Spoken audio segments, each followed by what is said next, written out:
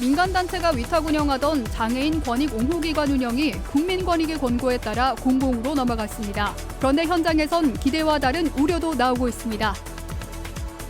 충청북도가 추진하는 AI 바이오 노화 대응 글로벌 혁신 특구가 중기부 후보 과제에 선정됐습니다. AI 기반 비임상 시험 플랫폼으로 난치성 질환 신약 개발 기업을 지원해 지역 전략 산업으로 육성한다는 목표입니다.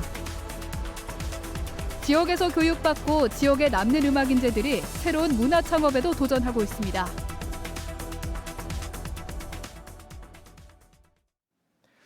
네, 시청자 여러분 안녕하십니까? 계속해서 MBC 뉴스투데이 충북입니다. 장애인 권리를 위한 장애인 권익 옹호기관 충북에는 청주와 충주에 있는데요. 이 운영 주체를 둘러싸고 민간단체에서 내년부터는 공공으로 넘어가는 것에 대해 반대 의견도 나오고 있습니다. 공공을 믿지 못하는 현장에서는 제대로 된 감시와 조사가 되겠느냐며 우려의 목소리가 나왔습니다. 전효정 기자입니다. 장애인들의 권리 침해와 학대 등을 신고 조사하는 장애인 권익 옹호기관. 충북에는 지난 2017년부터 청주와 충주에 설치돼 운영 중입니다. 그런데 내년부터 위탁 운영 주체가 바뀝니다. 충청북도는 지난 8년간 운영을 맡아온 민간단체 충북장애인 부모연대에서 도 산하 돌봄복지 서비스 제공 공공기관인 충북사회서비스원으로 운영 주체를 이관하기로 했습니다. 국민권익위원회가 지난 6월 민간 위탁 체계에서도 이해충돌과 감시 부실이 있을 수 있다며 공공위탁이 국가 정책상 바람직하다고 권고한 데 따른 결정입니다. 장애인 학대 사건 처리에서 국가 지자체의 책임을 강화하자는 취지입니다. 하지만 현장에선 또 다른 우려가 나옵니다. 일부 지역 사회서비스원이 장애인 거주시설을 직접 운영하고 있어 자체 운영시설을 스스로 감시해야 하는 구조적 충돌이 발생하고 있다는 겁니다. 이 기관들이 이제 장애인 거주시설 등 그 사회복지법인을 직접 운영함과 동시에 감시도 같이 합니다. 이게 감시가 제대로 되겠습니까? 언제든지 시설을 운영할 수 있는 사회서비스원이 학대를 감시하는 것은 고양이에게 생선 맡기는 것과 같습니다. 장애인 부모들과 시민들은 도로에 드러눕는 시위로 반대 목소리를 높였습니다. 권력을 가진 주체가 우선 운영하겠다고 나서는 이 상황은 도저히 합리적인 설명이 가능하지 않은 권력의 자기보호이자 공공의 감시 기능을 꺼버리려는 위험한 시도이며 충청북도는 공공위탁 전환에 대한 우려에 대해 법적 문제는 없다며 사회서비스원 산하에 두더라도 감시 기능이 훼손되지 않도록 운영 기준을 철저히 적용하겠다는 입장입니다. 하지만 사회서비스원법을 근거로 위탁 공모 절차까지 생략하면서 감시의 독립성 확보보다는 운영 주체 변경에 방점이 찍힌 것 아니냐는 비판도 제기됩니다. 현재 전국 19개 장애인 권익 옹호기관 가운데 공공으로 전환되거나 예고된 곳은 충북을 포함해 4곳뿐입니다. MBC 뉴스 전유정입니다. 최근 지역대학을 거친 뒤 지역에 머물면서 활동하려는 음악 인재들이 늘고 있습니다. 대학 지원 사업을 통해 청년 창업은 물론 음반 제작과 또 다양한 공연 기획까지 지원되면서 이 같은 환경이 조성됐습니다. 지역에 머물고 있는 젊은 도전자들을 신병관 기자가 만나봤습니다. 청주의 한 대학교 실용음악과 4학년인 이주연 씨. 졸업한 뒤 지역에서 1인 기획사를 창업하기로 하고 창업 준비로 바쁜 연말을 보내고 있습니다. 실용음악의 경우 활동 무대가 서울에 집중되다 보니 이 씨도 고민이 적지 않았지만 4년 동안 지역에서 다양한 축제와 문화 프로젝트를 경험하며 지역에서도 할 수 있다는 가능성을 봤습니다. 지역층에 대한 이해도가 있기 때문에 조금 더 공연을 더 재미있게 할 수도 있고요. 충북예고 졸업을 앞둔 이명균 군은 지역대학의 실용음악과 진학을 결정했습니다. 공동 교과 과정을 통해 지역대학의 실기교육을 경험하면서 지역에서도 충분히 전문적인 음악 교육을 받을 수 있다고 생각했습니다. 대학의 지원을 받아 일찌감치 음반 발표도 준비하고 있습니다. 인터넷도 발전되고 사람들의 실력 그리고 가르치는 것도 다 상향 평준화되다 보니까 지방에 있어도 똑같이 배울 수 있는 것 같습니다. 지역에서 자란 인재를 발굴해 지역 대학에서 성장시키고 지역에 머물며 일할 수 있도록 하는 정주영 인재 육성이 산업뿐 아니라 음악 등 문화 분야에서도 추진되고 있습니다. 지역 주도로 지역 발전 전략과 대학 지원을 연계하는 라이즈 사업이 올해 시작되면서 예산도 뒷받침되고 있습니다. 청소년 무대와 고등학교 공동 교과 과정을 지원해온 충청대는 라이즈 사업을 통해 음반 제작과 청년 문화 창업 지원에도 나서고 있습니다.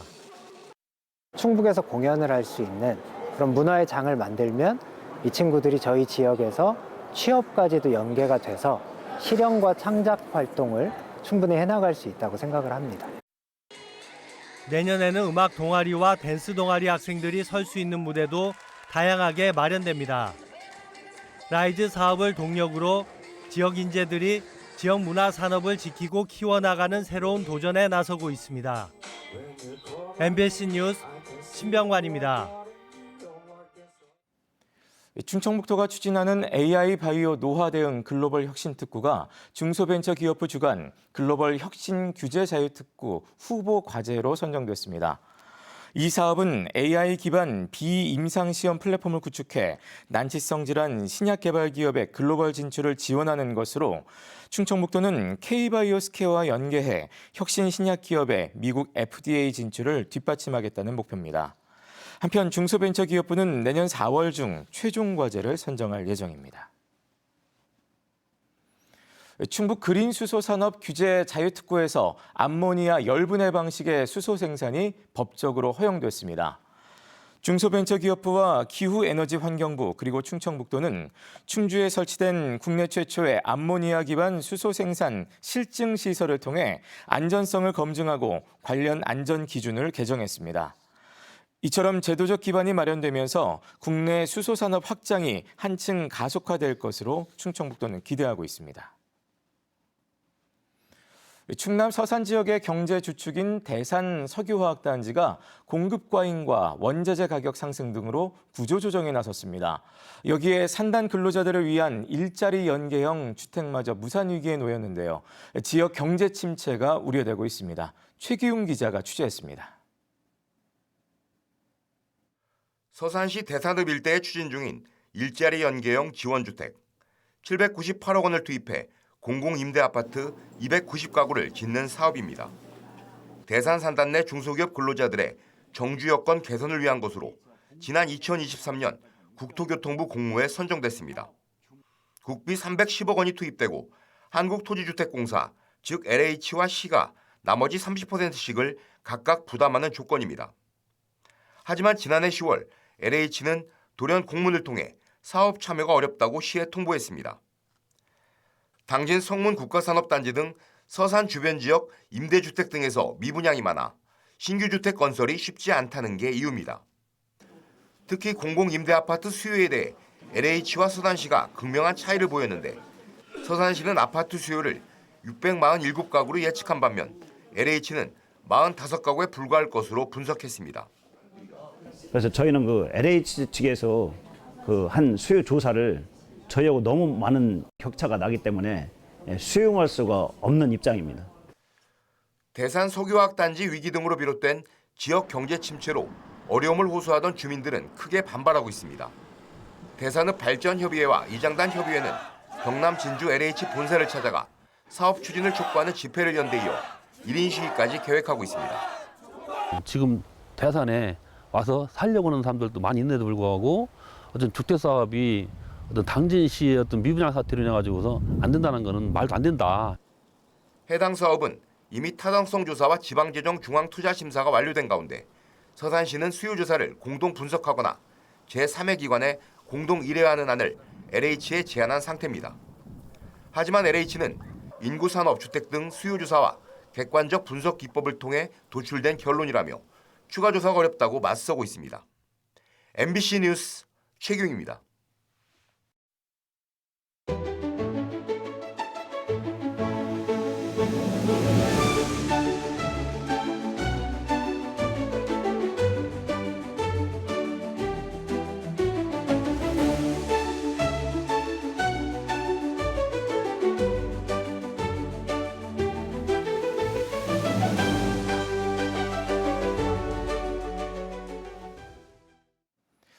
음성훈이 행정안전부 주관 제17회 다산 목민대상 시상식에서 대상을 수상했습니다.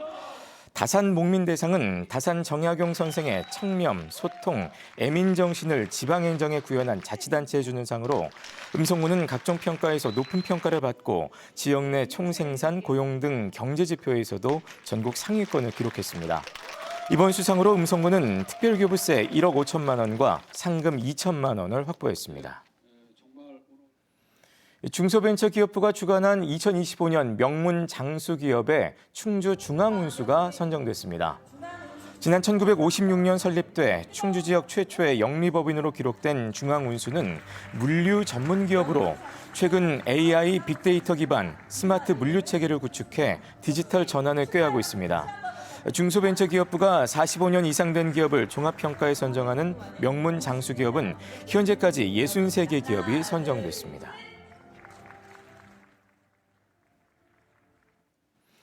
전자발찌를 훼손하고 도주한 혐의로 기소된 40대 남성에게 법원이 징역 1년 8개월을 선고했습니다.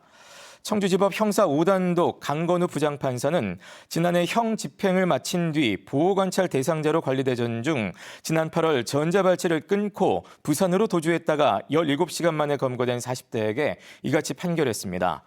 재판부는 성범죄자의 재범 방지와 사회보호를 위한 전자장치 훼손 행위에 대해 엄중한 처벌이 필요하다고 판시했습니다.